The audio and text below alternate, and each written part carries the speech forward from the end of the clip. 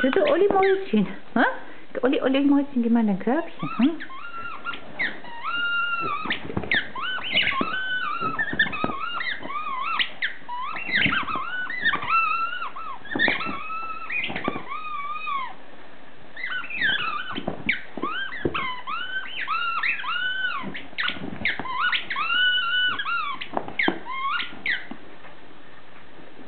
Das ist ein bisschen Luna, hm? So. Bisschen Luna. So. Okay, Olli. Auf. Ja. Gut. Okay. Gut.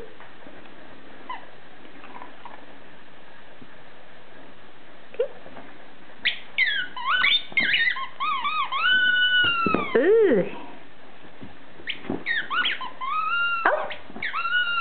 Gut.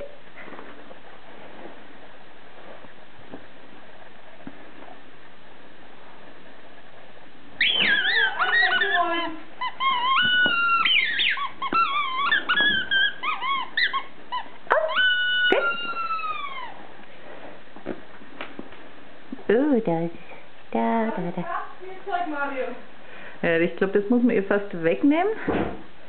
Fängt an, die Blusen rauszuziehen. Ne, die dreht vor allem voll durch. Ja. Also, das hat jetzt bei der Kolonoskopie gemacht.